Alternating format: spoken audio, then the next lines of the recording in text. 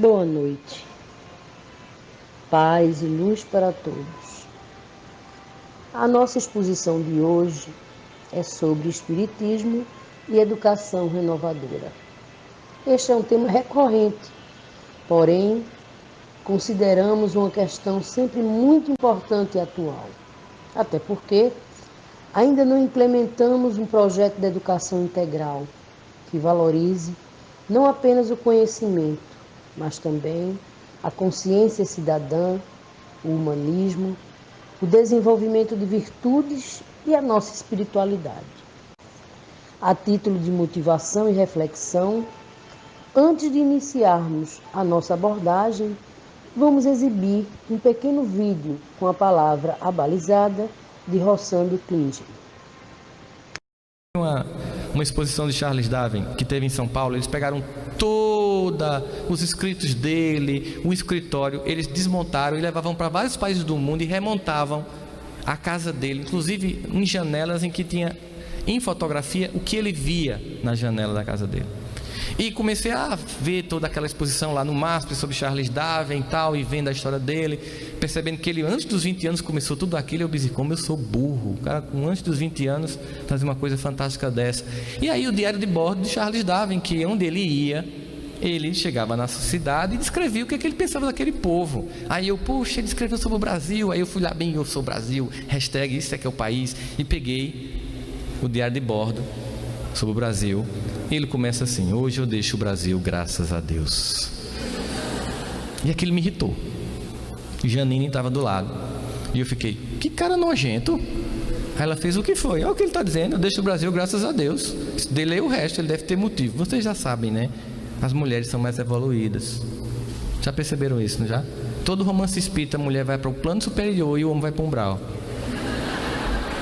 Emmanuel desce, a esposa Lívia sobe. André Luiz desce, a mãe sobe. Então eu fiquei preocupado com essa história. E aí ela me disse, leia o resto. Então depois dessa primeira frase, hoje eu deixo o Brasil, graças a Deus, vinha o seguinte: espero nunca mais ter que voltar a um país escravocrata. Nas casas onde eu morei, no Rio de Janeiro e no Recife, as pessoas tinham um prego para todos os dias esfolar o dedo dos escravos. Essas pessoas eram tão humilhadas e tão aviltadas no seu cotidiano que nem o mais rude animais das savanas suportariam tanta dor. Certa feita no Rio de Janeiro, numa casa onde morei, uma criança de apenas 12 anos foi espancada quase até a morte só por ter me servido um copo d'água que não estava perfeitamente limpo. E final da frase chocante: e todas essas coisas, senhores, eram toleradas ou praticadas por homens e mulheres que aos domingos iam para suas igrejas e diziam que amavam a Deus sobre todas as coisas e ao próximo como a si mesmo. Aí eu fiquei em silêncio, fiquei imaginando a cena e, como espírita, imaginando que eu podia ter um desses pregos na minha casa, que eu podia ter feito isso. Mas aí eu pensei, não, mas passou, o Brasil é outro país. Aí eu pensei, o que ele escreveria hoje sobre o Brasil? Se ele chegasse no Brasil hoje e saísse, o que ele escreveria? Talvez assim: hoje eu deixo o Brasil, graças a Deus. Neste país, a classe média pega os seus filhos confortavelmente em seus carros para deixar na escola, no curso de inglês, no balé, no tênis, no shopping. Mas no meio do caminho, eles encontram crianças que tentam limpar para-brisas, que fazem malabarismo, que tentam vender limão, e são apenas consideradas uma incômoda paisagem urbana, e nada sobre a vida delas é feito. Mas no final de semana, espíritas, católicos, evangélicos, mórmons, adventistas vão para suas congregações de fé e dizem convictos que amam a Deus sobre todas as coisas e ao próximo como a si mesmo. E aí a gente lembra de João em seu evangelho quando diz: mente o homem que diz que ama a Deus a quem não viu e não ama ao seu irmão a quem viu. Significa dizer que nós precisamos melhorar o nosso pacto ético de convivência com os cidadãos, com todos nós que fazemos parte do Brasil. O IBGE fez 4 perguntas curiosas. A primeira é: você é racista? Mais de 90% dos entrevistados: não, de jeito nenhum, sou nada. Segunda pergunta: o Brasil é um país racista? Muito. O povo aqui é muito preconceituoso, é incrível. Terceira pergunta: você inveja? Não, de jeito nenhum. O que é meu, o que é do outro é do outro. Quarta pergunta: você é invejada? Criatura, não posso comprar nada. É cunhado, é irmão, é colega de trabalho. Ao final da pesquisa se diagnosticou uma esquizofrenia nacional. O Brasil é um país cheio de racistas invejosos, mas ninguém que respondeu era racista e invejoso. No dia de uma eleição, a imprensa nos diz: hoje o povo brasileiro sai à urna para escolher os seus representantes. A grande questão é essa: se é só isso que definiria um povo, apenas a classe política nos define? Vocês consideram que os nossos deputados e senadores são nossos representantes? É uma pergunta. O que vocês acham? Eles nos representam? O comportamento deles são de acordo com o que nós somos como cidadãos brasileiros? É claro que não, é estranho. Porque veja só, o Brasil é um país de espíritos superiores. Porque nenhum de nós aqui compra DVD pirata. Nenhum de nós aqui baixa minissérie de torrent no computador e filmes. Todos os softwares que nós temos nos nossos programas são comprados.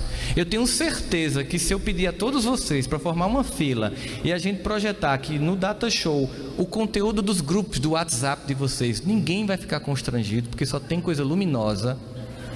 Eu tenho certeza que ninguém aqui repostou o vídeo de Fabiola, que em desgraça foi filmado pelo marido de traição, e nós, como os do passado, usamos as nossas pedras virtuais para atingir a mulher adúltera do presente. Com certeza.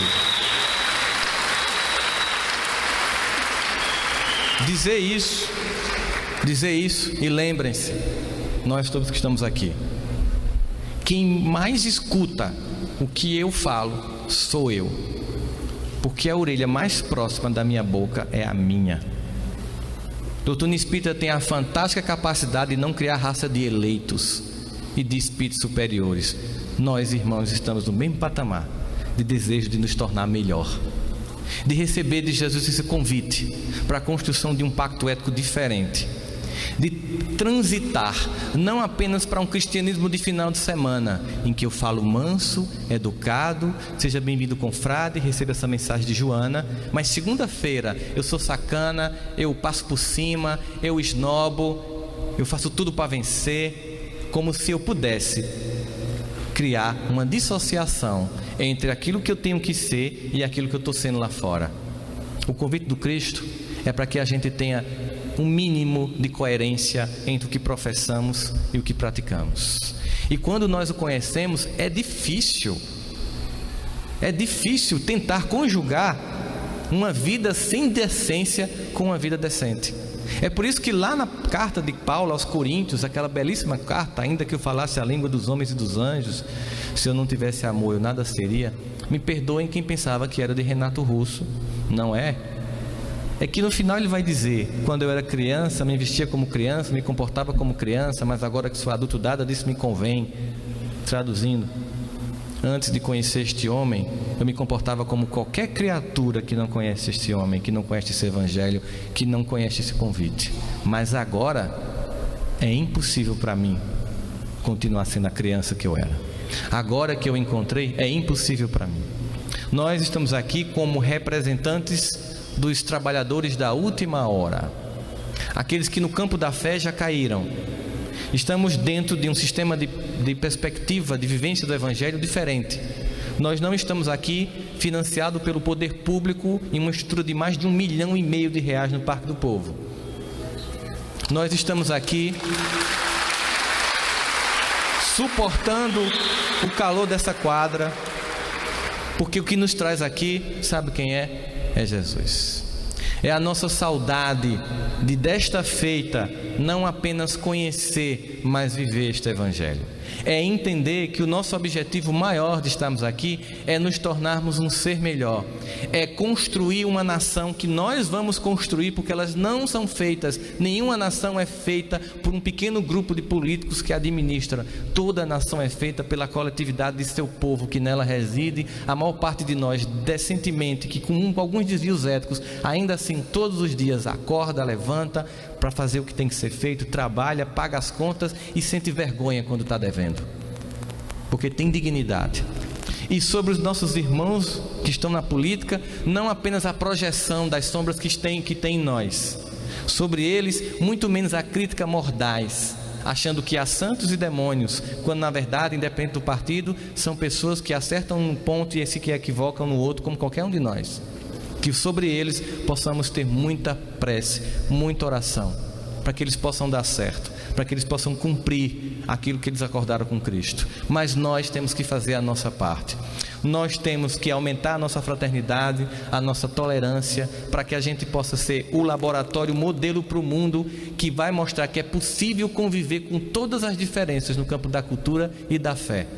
E ainda assim poder ser uma nação organizada, onde nós respeitamos todos os outros no convívio da coletividade. É quando a gente entende que a mensagem de Jesus, ela não é uma instrução. Instrução é aquilo que vem de fora para dentro. A mensagem de Jesus tem o objetivo de nos educar, que é que o nosso comportamento, a partir do conhecimento do Evangelho, saia para fora. Por isso, a gente entende que exemplo nunca foi, nem nunca será a melhor forma de educar. Essa é uma das maiores falácias que se tem sobre a educação de pessoas. Dizer que exemplo é a melhor forma de educar. Exemplo é a única forma de educar. Como vimos, não é a educação formal ou a situação socioeconômica que determinam o nível de educação das pessoas.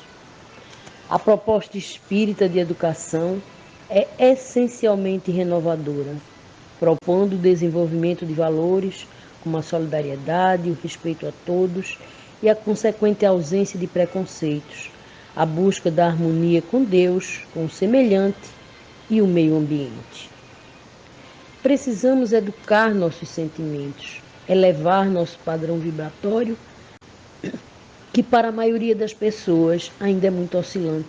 Ou seja, ora somos solidários, outras vezes indiferentes. Ora somos alegres e otimistas, ora tristes e pessimistas. Em muitos momentos, somos resignados, noutros, revoltados. Concordamos com o espírito democrático, mas às vezes agimos autoritariamente e assim por diante. Mas vamos à doutrina. Já na codificação, no Evangelho segundo o Espiritismo, capítulo 1, o item Aliança da Ciência e da Religião preconiza, abre aspas, a ciência e a religião são as duas alavancas da inteligência humana. Uma revela as leis do mundo material e a outra das leis do mundo moral. Mas umas e outras, tendo o mesmo princípio, que é Deus, não podem se contradizer. Ora, o reconhecimento do elemento espiritual pela ciência e a aceitação dos princípios científicos pela religião estão cada vez mais provocando grandes transformações no planeta e deverá ter enormes impactos na visão da educação. O homem, reconhecendo que não é apenas físico, passa a buscar novos caminhos para alcançar a felicidade. A ideia de educação que ainda prevalece é essencialmente instrutiva. Escolas e educadores preparam os estudantes para a competição, o mercado de trabalho, mas não para a vida. Para nós, espíritas, a educação é o processo contínuo de desenvolvimento das faculdades físicas, intelectuais e morais do ser humano. Neste processo, são muito importantes 3 agentes educativos: os pais, a escola e a religião.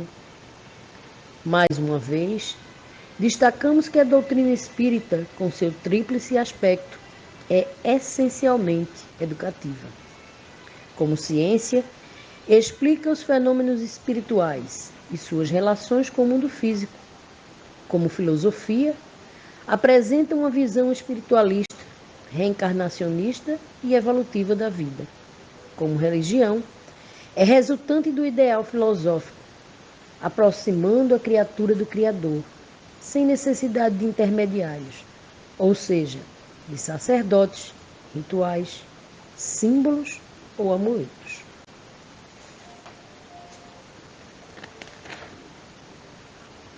Como pretendemos a construção de um mundo melhor, mais solidário, justo e igualitário, precisamos nos educar, uma vez que só podemos dar aquilo que já possuímos.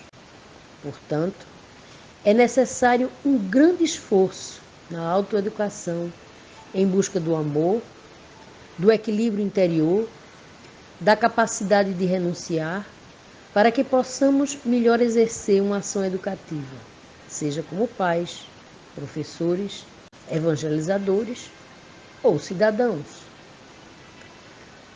Para uma ação educativa mais efetiva, algumas advertências são importantes.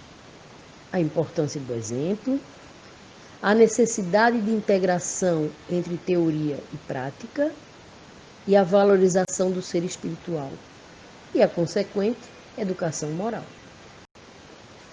Vale ressaltar que Jesus, o mestre dos mestres, não apenas ministrava a educação de forma oral, mas exemplificava todos os seus ensinamentos. Concluímos afirmando que o Espiritismo, se bem compreendido e praticado, contribui decisivamente na formação do homem integral através da educação. A vivência integrada e permanente das várias dimensões que nos fazem seres diferenciados da criação, respeitando regras e limites naturais e sociais, nos conduzirão à felicidade. Dessa forma, respeitemos sempre o ser biológico, cuidando da nossa higiene, da alimentação e combatendo os vícios. Aqui, abrimos um parêntese para mais uma vez recorrer a Kardec, que disse que reconhece-se o verdadeiro espírita pelo esforço que faz para domar as suas más inclinações. Más inclinações que todos nós temos, pois somos criaturas milenares e trazemos de reencarnações passadas alguns defeitos morais, algumas arestas que precisamos aparar. Continuemos. Precisamos respeitar o ser familiar, praticando o amor, o respeito e a cooperação, tão fundamentais e hoje tão esquecido pela maioria das famílias que vivem, apesar de estarem sobre o mesmo teto, separados pelas TVs, pelos celulares, pelos computadores, cada um com seu interesse, cada um com seus próprios horários. Respeitemos também o ser social, exercendo a cidadania, através do cuidado com o patrimônio público, a preservação do meio ambiente e o combate aos preconceitos. Respeitemos o ser profissional, atuando com assiduidade, honestidade e competência. Mais uma vez, abrimos um parêntese para chamar a atenção que hoje em dia as pessoas que se comportam desta forma, com profissionalismo, com honestidade, com competência, assiduidade, são consideradas tolas pela maioria, uma vez que no Brasil muitos acham que o que vale é a esperteza, o enriquecimento, lícito ou ilícito, a projeção social. Finalmente, precisamos respeitar o ser espiritual, desenvolvendo as virtudes ensinadas e praticadas por Jesus, como o amor ao próximo, o perdão, a caridade, a paciência e a fé. Meus irmãos, espero que esta despretensiosa exposição possa contribuir para estudos mais profundos.